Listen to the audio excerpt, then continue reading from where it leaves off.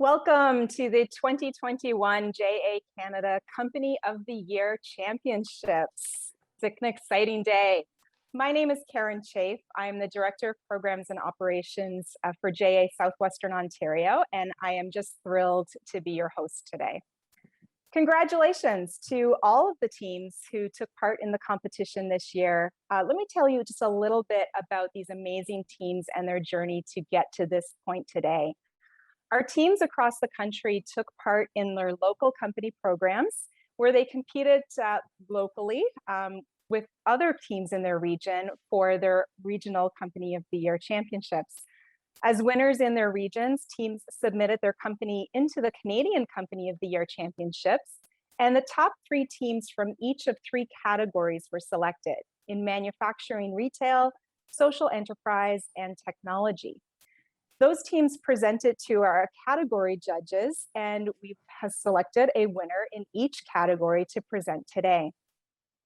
So congratulations to Elevate from JA Northern Alberta, winner of the manufacturing retail category. You from Southwestern Ontario, winner of the social enterprise category. And Market Angelo from JA Central Ontario, winner of our technology category. Congratulations, teams. We're very much looking forward to your presentations today.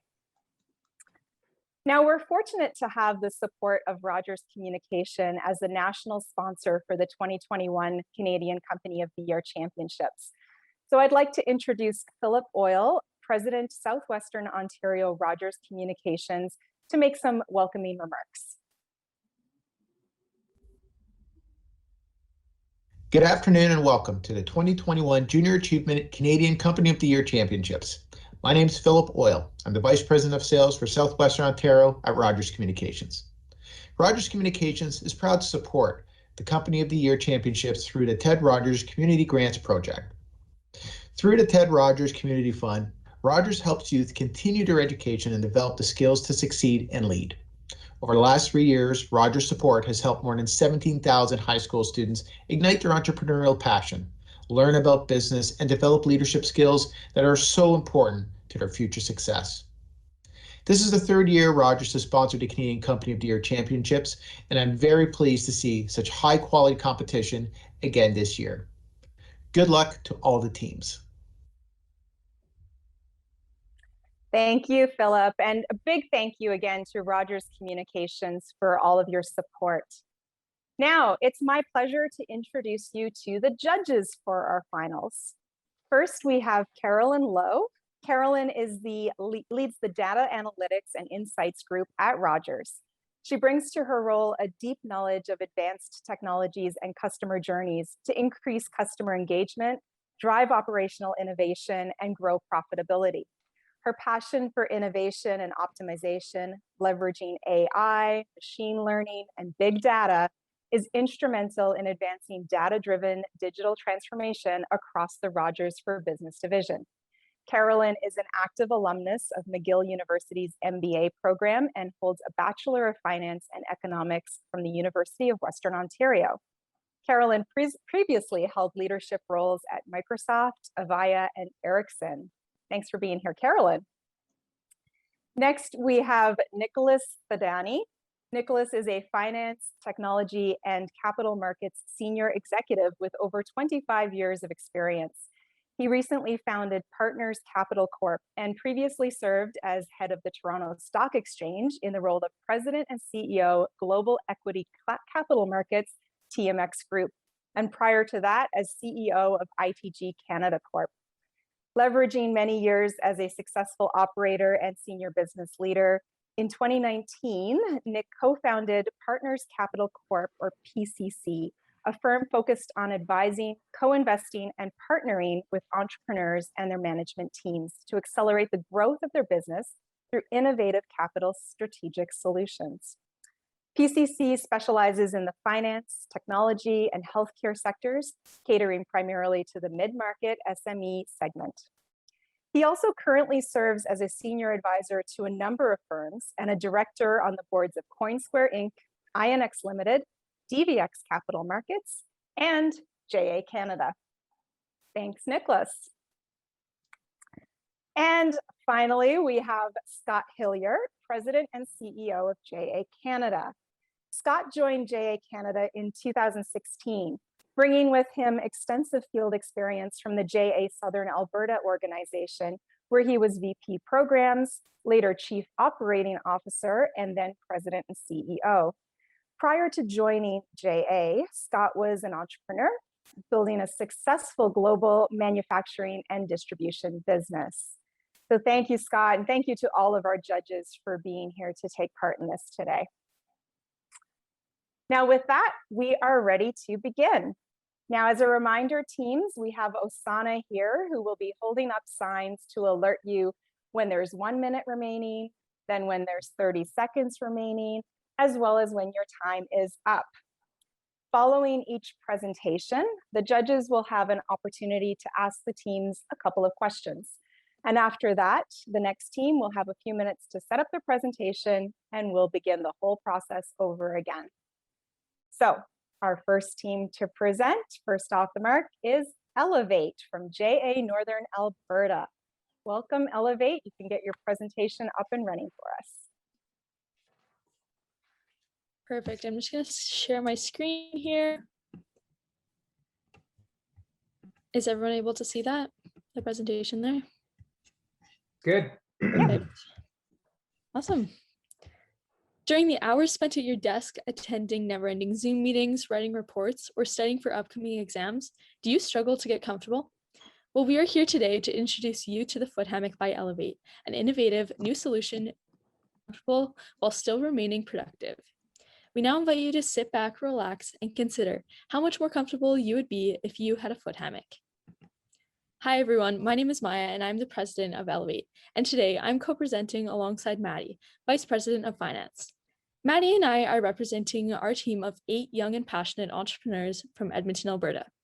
This year, our biggest challenge was getting to know each other through a screen and developing relationships that would help us create a successful business. During our weekly meetings, we would have games like Guess Whose Picture, 2 Truths and a Lie, and some brain teasers. We also kept close communication in our team group chat and had an ongoing scavenger hunt using the Goose Chase app, where we shared fun and sometimes embarrassing video and picture submissions. During this pandemic, we've all sat through long Zoom meetings in our makeshift office spaces with sore backs from bad posture.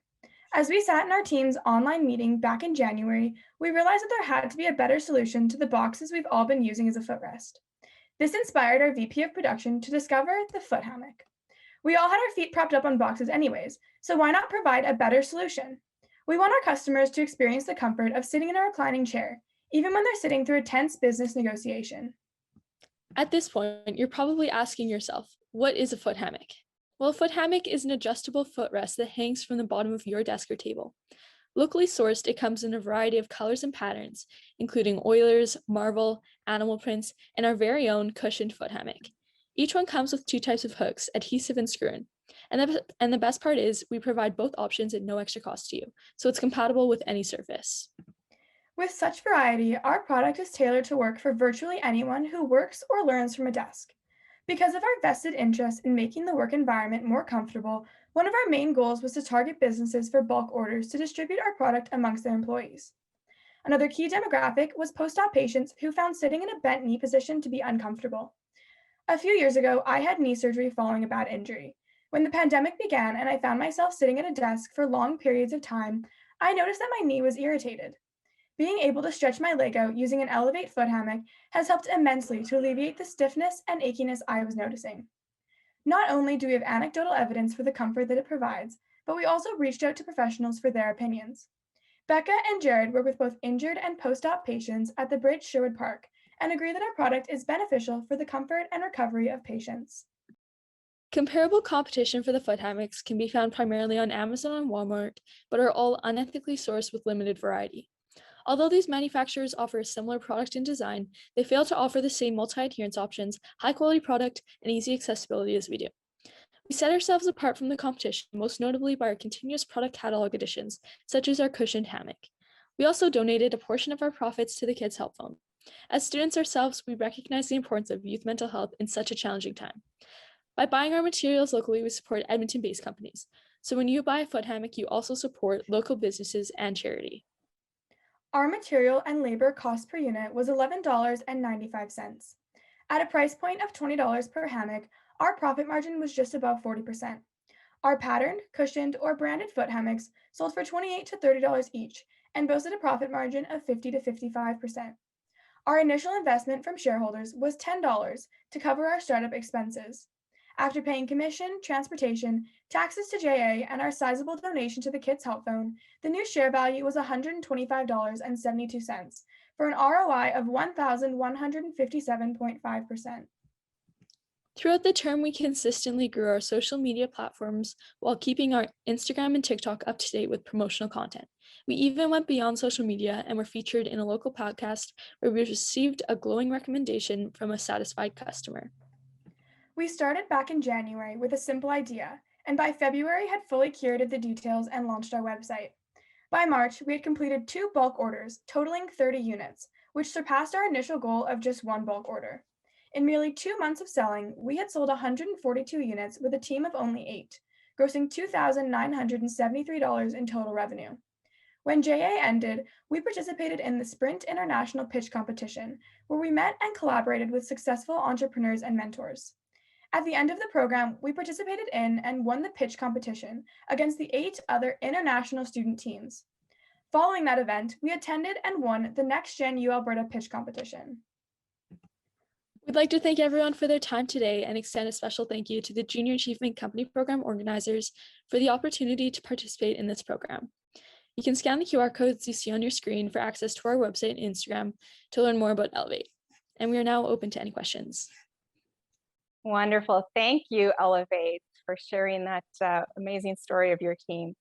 We will begin the Q&A session now, and our first question is going to come to you from Carolyn.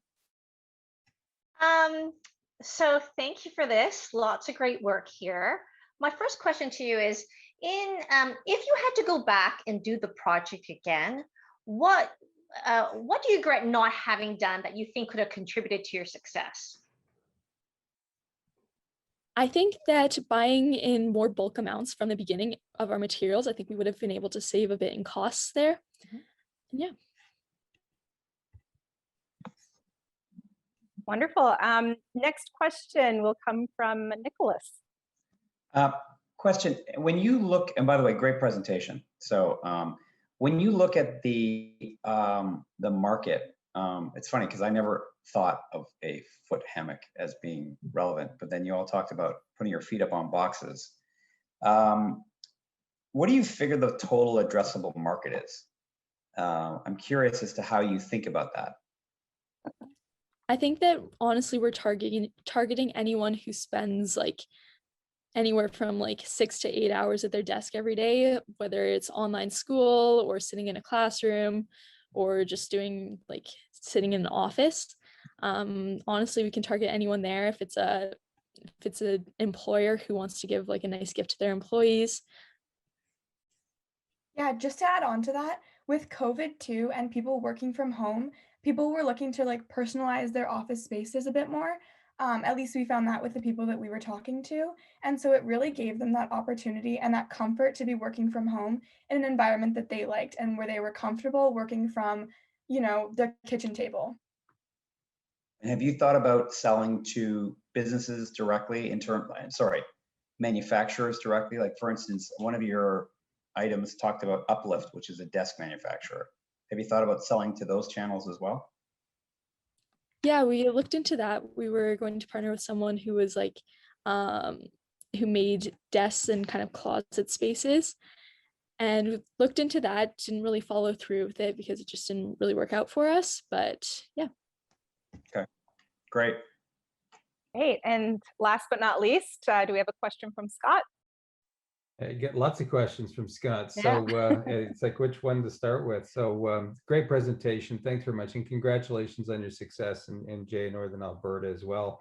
I actually had an original question of how'd you come up with the idea, but then you answered the question in the presentation with the box. And I literally have a box under one of my desks that I put my feet on. So I think I might be a customer of your product very soon. So my question would be, I mean, in the context of kind of the environment we're in right now, with the pandemic going on for as long as it has, no doubt that puts some unique challenges on you folks.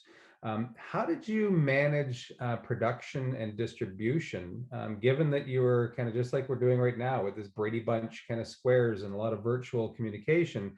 How did you physically produce the product and distribute it? So we had a good production line going. I did the sewing for the foot hammocks, so I pinned and sewed all the foot hammocks, and then our vice president of production, he did all of the dowel work and the rope work as well. And then once we kind of individually did that on our own, we would bring it to Maddie, and then Maddie did the actual assembly of the product and also the packaging. And then how about shipping? How was that managed? So shipping, yeah, go ahead, Maddie. Sorry. We delivered the product. We were mainly based in Edmonton and area, so we were able to drive the product as delivery or have people pick it up, but we weren't able to figure out shipping costs to produce it nationally and even internationally. It was too expensive. Gotcha. Okay, great. Maybe just one follow-up question, if I can, Karen, so if you don't mind. Pandemic, so it changed everybody's, personal lives, work lives, etc. In hindsight, looking back, do you think that the conditions we're all facing during the pandemic created some silver linings for you with this business idea, or made it more challenging, or were kind of neutral at the end of the day? In my opinion, I think that like some of the connections we've been able to make and attend some of the competitions that we have, we probably wouldn't have been able to if everything was in person. So being able to do it virtually, we were able to connect with people from all across the world. So in that way, I think that definitely had some advantages there. Well, fantastic. Great job, team. Congratulations again on a wonderful job to you and your team members. All right, judges, please take a few moments, complete your scorecards for Team Elevate, and we'll get you, Team U, our second team, ready to present next for us. So if you probably want to go ahead and share your screen, we'll have you all set up and ready to go for our judges. Awesome, perfect. So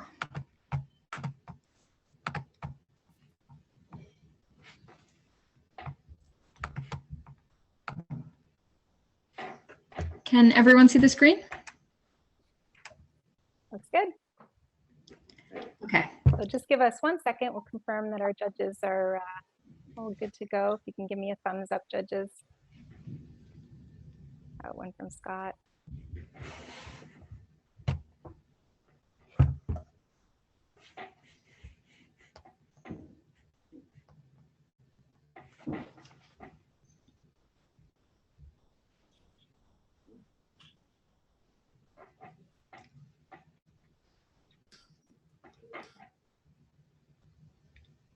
Are we okay to go? Okay. I believe we are good to go. Yes, we're good to go. All right, so let's hear from our second team representing the social enterprise category and JA Southwestern Ontario. You. Imagine you're alone in your room. Nobody's around. You can't go outside. The world isn't the same as it used to be. You're laid off from work and your family and friends aren't able to visit you. You spend hours alone in your room, simply scrolling social media, watching all the people you could be with, doing all the things you could be doing. You're strong-willed, and at first, the hours seem not to faze you. But then the hours turn to days, which turn to weeks, and eventually the wasted time amounts to months. Months that your life has seemed to completely stop. Months alone in your own thoughts. Months of watching the world go on outside your window or through the light emitted from your phone screen. How do you feel? Sound familiar? For the last year, the world has become unrecognizable. Many of us have forgotten the lives we used to have. Teenagers lost their ability to go to school or have their seemingly promised senior prom and graduation. Children locked away in their rooms, stripped of their right to simply play outside with their friends. Many business owners permanently closing their doors, deprived of their livelihood. And for many adults, the loss of work that leads to the stress of putting food on their tables for themselves and their families. Is there hope? It seems to get harder and harder as the time passes to find it. A reason to endure another hour, day, week, or month of this self-isolation. A reason to be able to look in the mirror and remind ourselves that I matter, my family matters, your family matters, your life matters, and most of all, you matter. That's where you comes in, a group of passionate teenagers brought together under the mutual mentorship of Junior Achievement. A decision that little did we know would change our lives indefinitely. Each and every one of us would meet friends, mentors, and eventually business partners. With this commitment, we set out on a mission to spark conversation, promote well-being, and strive for a destigmatized community where youth learn to accept themselves, and Junior Achievement provided the resources that we needed as youth to make a difference. After 7 weeks of careful deliberation, You was born on January 1st, 2021. What is You, you may ask? You is a clothing brand that sells hand-drawn designs on articles of clothing to spark conversation about mental health. With the rise of COVID-19, mental health has become an increasingly strenuous matter that, due to its severity, sees little to no spotlight within Canadian societies. Many teenagers often bottle up their feelings in order to avoid conversations related to mental health. You looks to encourage open expression with a goal of motivating teenagers to be more self-aware and accepting of themselves and environment. You does this from what many teenagers believe to be the pillars of expression within modern society: social media and clothing. You sells a variety of clothing products, all harmonically branded with our signature smiley face. You functions entirely through an online format. We chose this online format because in the world of the pandemic and today's society, the stem to many mental health problems arise online. Everything that our company stood for prides itself on improving the state of mental health within society. Every decision made, every clothing design drawn, and all aspects of You business practice sought to bring our company members united together, working towards our one common goal of improved conditions of mental health. Customers quickly idolized our message, propelling You to become a leading ally and advocate for improved conditions of mental health. At first, our efforts towards improved mental health seemed minimal, but on February 17th, 2021, our first product was received, and at last, we finally felt like real entrepreneurs tackling real-world problems, helping real people. Many of us were surprised to see our small yet sufficient investment quickly multiply by 800%. In just 18 weeks, our company managed to raise $3,445.61 in revenue, putting our products into the hands of over 50 people. Our company was able to sell a final of 86 products to our community, allowing us to donate $160 to Jack.org, a nonprofit mental health organization.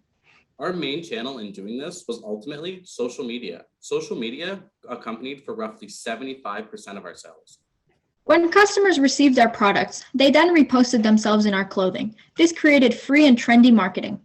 Although these methods seemed to initially drive sales for You, we quickly found that new markets were becoming less interested in our products. We adapted to this by creating a loyalty system, providing returning customers with a discount, allowing us to re-tap into pre-scaled markets. We quickly realized that running a business was not as cut and dry as we thought it was. A true business person in today's society must be able to adapt to challenges. You seem to be back on track after the creation of a new market. Upon further inspection, we realized that our profit margin and break-even analysis were extremely affected by the introduction of these new sales due to hidden exchange rates between American and Canadian currency in our production line. We then combated this through the introduction of new pricing schemes. The countless nights of reorganizing our financials left all members of our company with a newfound appreciation for effective financial literacy. Our experience as business persons was far from perfect. But our mistakes, our adaptation, and the hands-on experience of business provided to us by Junior Achievement allowed us as individuals to really develop as business persons and people in general. Not only did we as people learn to run an effective business, but we also had the opportunity to affect so many lives for the better. Reminding our community that post by post, sweater by sweater, and smiley face by smiley face, that you matter. Thank you for listening, and we'll be open for questions now.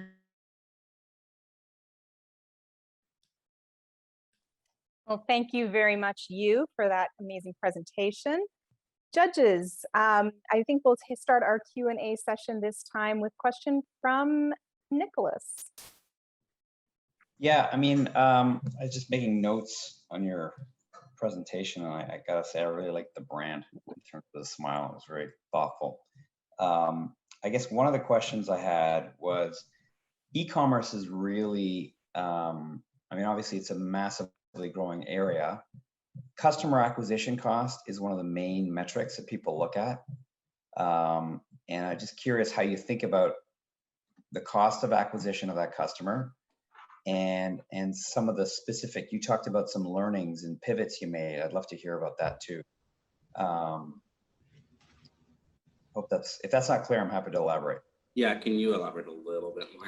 So think of it this way, like what a lot of internet firms or e-commerce firms do is they will advertise through a number of different media or medium, okay? And there's a cost to that, right? And the cost is one element.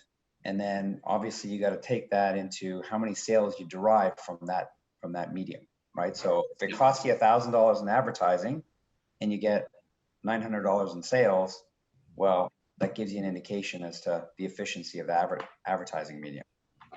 Okay, so as a startup business, we tried to avoid actually spending firsthand money on marketing. So we would reuse free marketing tactics in order to drive sales rather than allocating ourselves a marketing budget. Because as a startup business, realistically in today's society and in today's economy, you do not have the funds to spend thousands of dollars on marketing. As a startup business, we're never going to compete with big, large businesses like Nike and Champions that can spend the tens of thousands of dollars in marketing. So we would often use social media that us ourselves would take upon ourselves to repost posts from you. And then we would also use email marketing to prior customers if they gave their consent and offer sales as a way of, without taking from actual funds, we would then take from our profits a little bit and allocate sales in that way to drive sales. Thanks. Great. And our next question, I believe, will be from Scott. Sure. So congratulations, great presentation, great product. I really like your brand. I just want to say, I mean, good for you guys. This is, the mental health aspects of the pandemic have been just, immense. And more so, I think, touching all of us is on the impact on the youth. You guys kind of been robbed about a year and a half of all that youth really should be. So good for you for coming forth with a solution to at least put some smiles on people's faces, if not on their clothes. So, so I guess my question would be, you've got an interesting product in the sense of it's not so much about the sales, it's not so much about the numbers. Of course, that's a bit of a metric of success, but obviously your product was really intended to touch people, right? To have them feel something, to feel part of something important, that their life has meaning, I think is built right into your marketing materials. Did you have any way of measuring that as a success tool? Because obviously that was really the intent of your product. Did you build in any measurement of that? I think we really depended on feedback from our customers for that. So we always mentioned from the start of our company that our main goal with this was to just spread smiles and try and help even one person. That would make us successful at the end of the day. So we really depended on the feedback people would give us based on our products. So when we would have relatives or friends that would purchase our product, we would ask them, like, what was your opinion on this? How did you feel about our products? And if we got positive feedback saying that, oh yeah, it really put a smile on my face, it really made me feel like I was part of a good cause, we felt our success like that. And so we've heard that type of feedback from most of our customers, which is how we know we were successful in that aspect. Great, and thank you. To add on to that a little bit more, there is still numbers to back that up as well. We do, like, to this day on our social medias that we've been inactive on for over a month now, we are still getting people interacting with our posts. We still get likes daily. In the last week, we've had over 600 interactions with our Instagram alone. So the message, even though our business is no longer around, our message lives on past us. So we feel in that way as well, we were successful. Great. Okay. And Carolyn, do you have a final question for the team? Sure. Again, Scott, I'd like to applaud you for addressing the mental health issue. I think it's so important that we talk about it, especially for your age group. So a big kudos to that.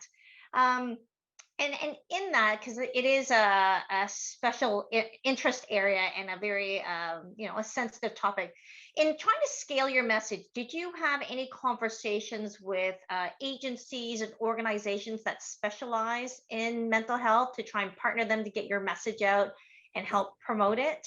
Yes, so we actually never used like firsthand information. We always took from third-party sources.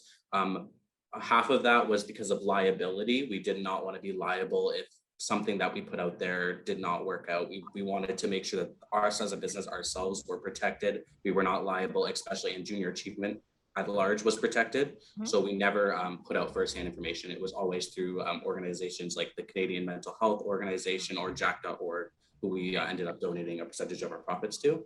Awesome. Yeah, so you leverage that in terms of getting information, but you try and leverage, a media partnership or some kind of co-op arrangement in order to drive more sales for you or to help them with awareness? So we actually, in the last week of our selling period, we hosted an event with Jack.org where it was called a U Talk, and we had presenters from Jack.org came onto a Zoom call. About 30 or so people showed up from our community and kind of watched the event, and they talked about mental health and they addressed mental health. And then we also collaborated with some other companies in our charter and hosted another event where we had a little bit more of a discussion about junior achievement, but then also mental health as well with the pandemic. Right. I think you guys were really clever in trying and using, knowing you had no dollars. This is a project leveraging social media while you can. So that's a really effective way as a small business to do it. But if you then all of a sudden got a marketing budget, what would you do with that going forward? Going forward, if we got a marketing budget, I think that our base as well is online. So I feel like marketing online is just like our home almost. That's where we are an e-commerce business. But I think we would like to reach out and into the real world, maybe with more hands-on to get into schools and things like that along those lines, where we could maybe actually have speakers go into schools and talk to students about mental health, so that while yes, we are marketing ourselves as a business, we will also be making a difference by doing so. That I feel if we move forward, we would do with our marketing budget. Great, thank you, great job. Great, thanks, great job, you. Team you. It's so confusing sometimes to say you, team you. Great job. All right, judges, please go ahead, complete your scorecards for us for the U team, and we'll get our final team in the competition up and ready to go. That will be Team Market Angelo.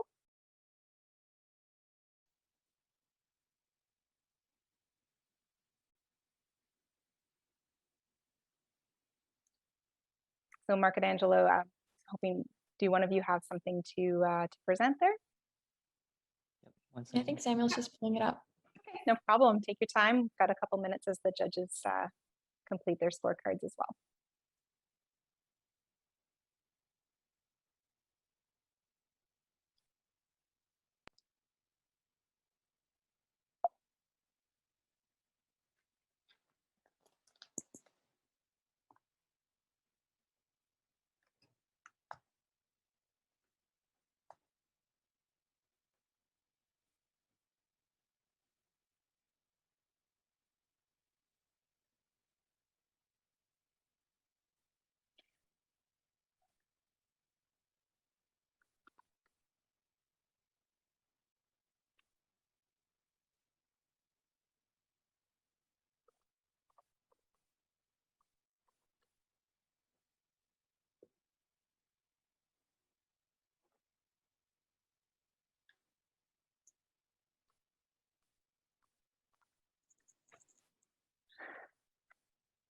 All right, looks like our team is up and ready to go. How are our judges doing?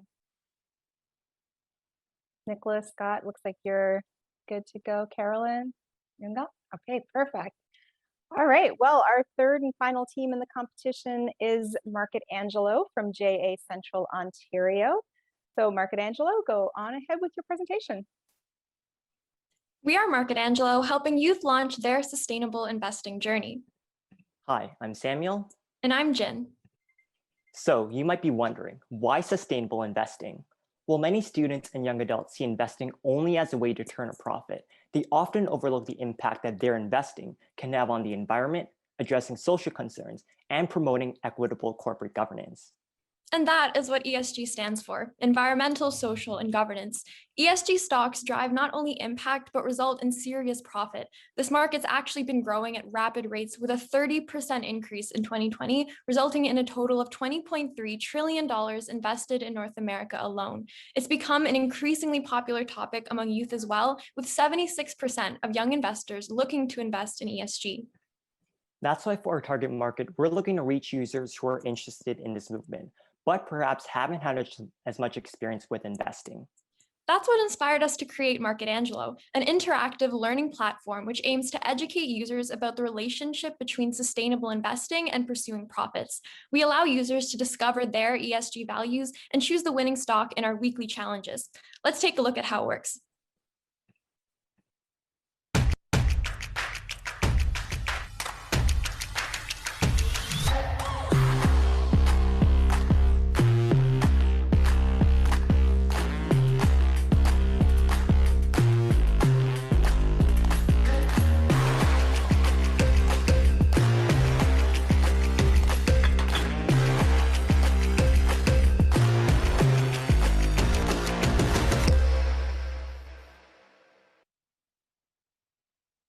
That's right. After going through the design thinking process and picking up skills in coding and design, our tech and product team were able to create marketangelo.ca, a platform that runs weekly challenges where participants can use their financial literacy learnings to research and select the winning stock within a selection of 5 other stocks from the challenge.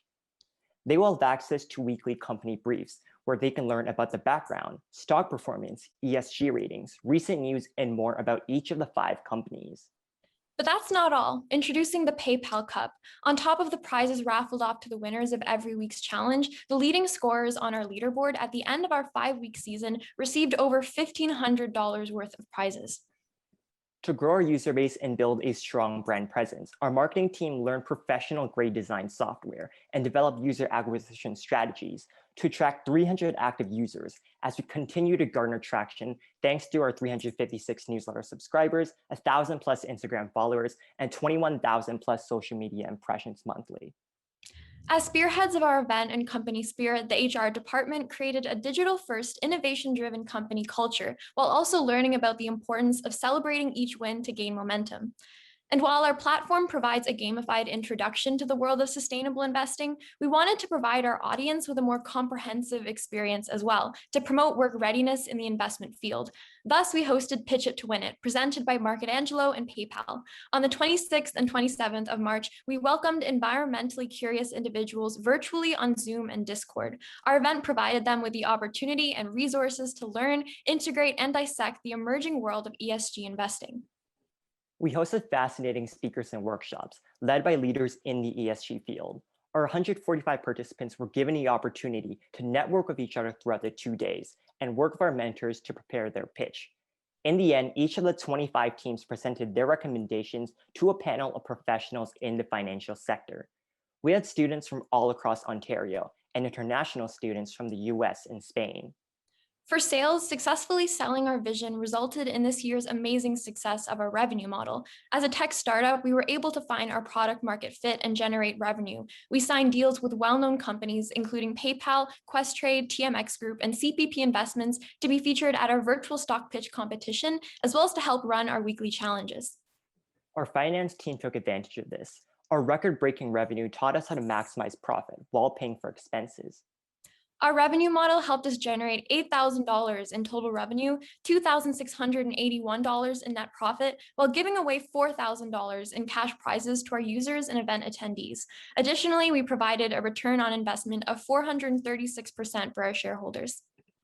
All in all, not only do we strive to help young investors discover their ESG values, but to educate them about the importance of investing both smartly and consciously through an immersive experience. We are Market Angelo, helping you choose good stocks for a better planet.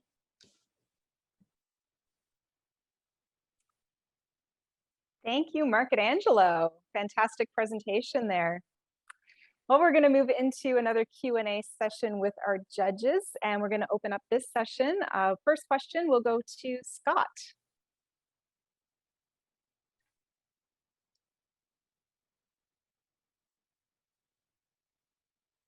Scott, I believe you're on mute there. Sorry. See, I did that on purpose just so that you all could just say, Scott, you're on mute. Keep us on our toes. It's my favorite pastime. Congratulations, is what I was basically saying.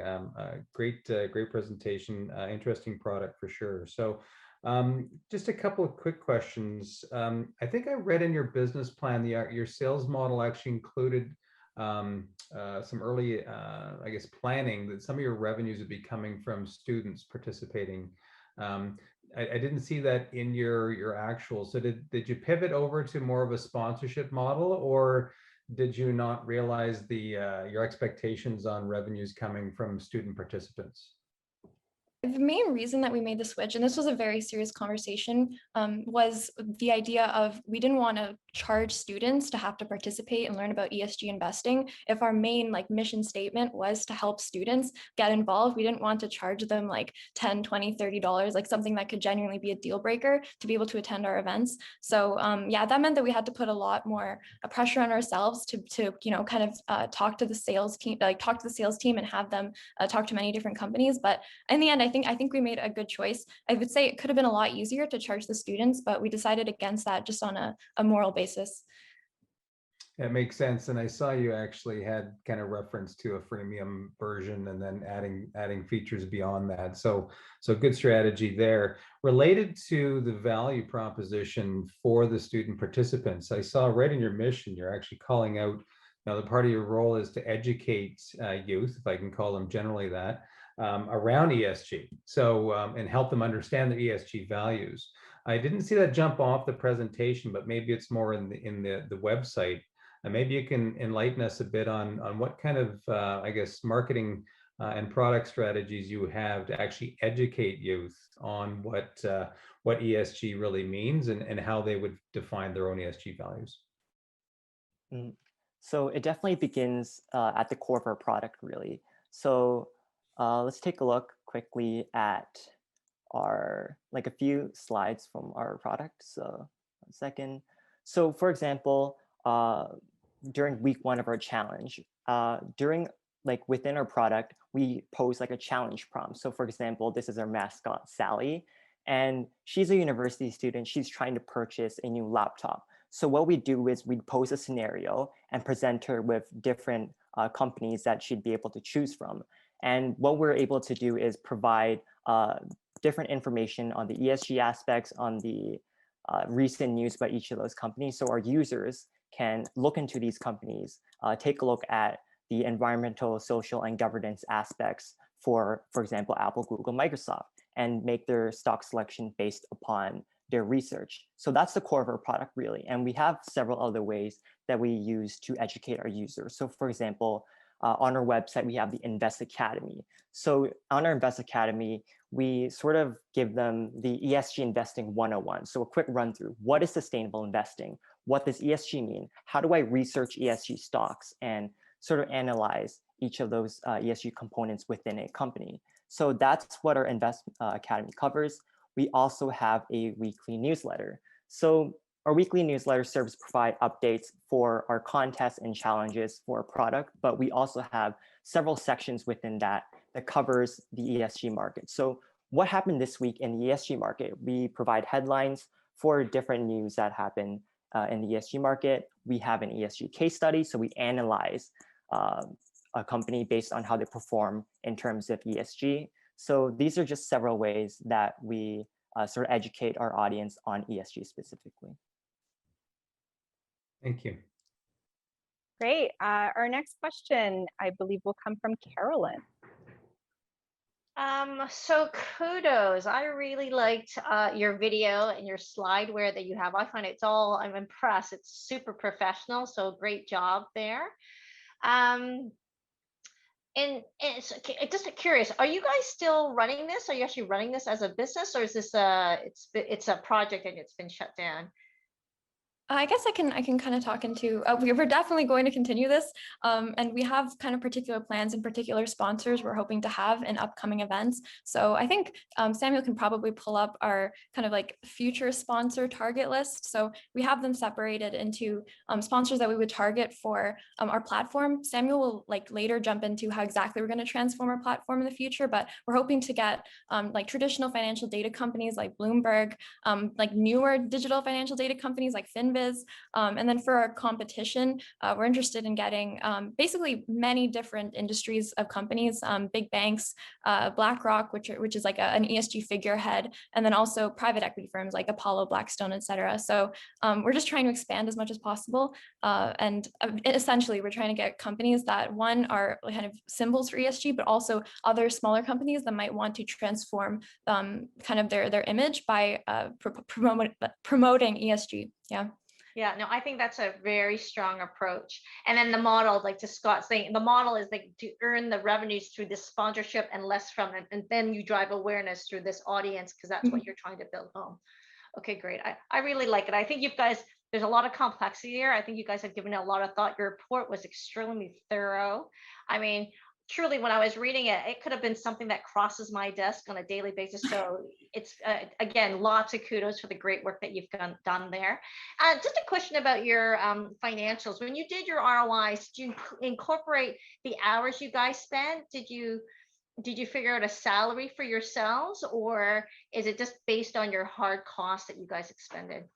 Yeah, okay. So at the beginning of the year, we each invested $25 and we got $160 back at the end of the year. Essentially, we try to not prioritize the ROI and what we got back, even though I think we kind of succeed in that respect as well. But we made sure that we gave $4,000, which is nearly double our net profit, to the students that attended our events and to students that kind of participated in our weekly challenges. So we made sure to prioritize that over how much profit we made. We didn't incorporate how many hours we worked because it is a little bit difficult to calculate because it's just very different for every single member. But yeah, I think we definitely got our work's worth back in net profit.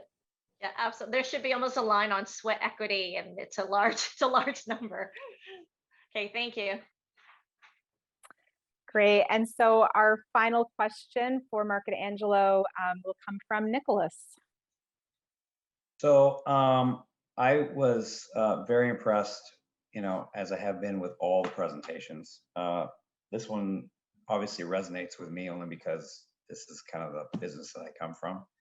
I would say a couple things. First of all, just to follow up on Carolyn's comment on return on investment. I just think obviously sweat equity is an important part of this journey, and it's a great learning lesson. And I think, for many of you who are entrepreneurs, sweat equity is going to make up part of whatever entrepreneurial journey you take. But in your personal opportunity cost and cost benefit, however you want to calculate that, that should always be a serious consideration, because there are many things that you all talented people could be doing, and make sure that you're optimizing what that looks like for your own individual interests and career economics. That being said, love the logo.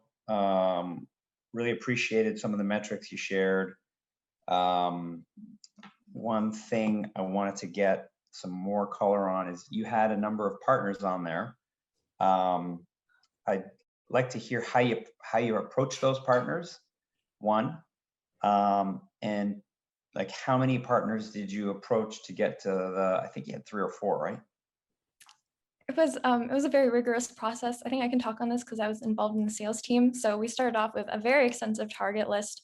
We did a lot of research into kind of like the particular people we'd reach out to, and we were very scrappy in the beginning. So we actually, LinkedIn has the 1 month free trial for LinkedIn Premium. So we had one person create an account. When that expired, another person would create another free account. And that is how we reached out to people, through emails and LinkedIn. And then eventually we were able to land some meetings with people at very intimidating companies. And yeah, that just required a lot of research beforehand. And I think the most difficult part of the entire process is that we were selling an idea that didn't exist yet. We had some Figma designs, but we didn't have an event yet.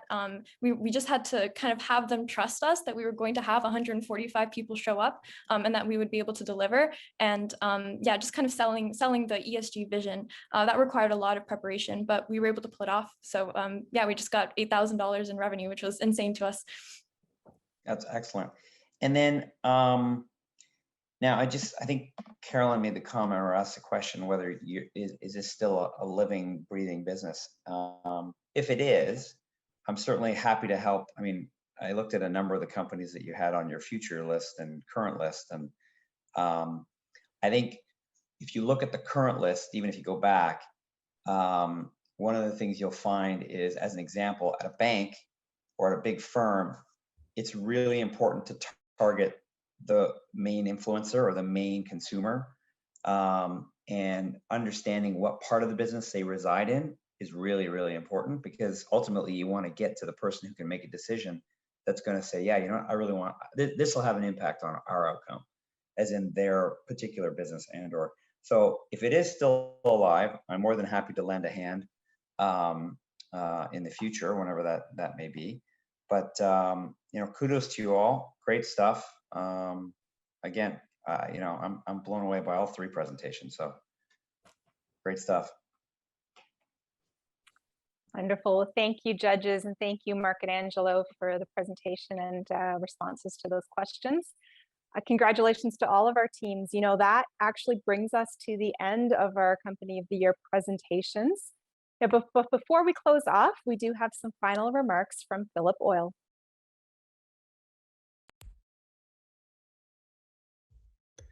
Such great presentations. I do not envy the judges picking a winning team. Congratulations to everyone. The winner will be announced on August 5th, and the team will go on to represent Canada at the Junior Achievement America's Company of the Year Championships being held later this year. On behalf of Rogers Communications, thank you to the students, their volunteer mentors, and the judges. We look forward to seeing you again next year at the 2022 Canadian Company of the Year Championships. Thank you once again, and goodbye. Well, thank you, Philip. And again, thank you to Rogers Communications, the national sponsor of the 2021 Canadian Company of the Year competition. Could not do it without you. Thank you to our judges as well. I certainly don't envy you the task of choosing a winning team from the three that we saw here today. They were absolutely outstanding. To all of our teams, their volunteer mentors, the JA staff who worked with them over the year, and to everyone else who has supported all of these young entrepreneurs in their journeys, thank you. And again, congratulations. As Philip said, we will be announcing the winning team on August 5th. Yes, that means we have to wait a little bit for the results. The anticipation will be exciting over the next week or so. That team announced on August 5th will go on to represent JA Canada in the JA America's Company of the Year Championship, which will take place later this year. Thank you again for joining us today. Good luck to all of our teams. Good luck to our judges as well. And we look forward to seeing you again at the 2022 Canadian Company of the Year Championships. Well done, everyone. Thank you. Goodbye, everyone. Thanks, everyone. Great job. Bye, everyone.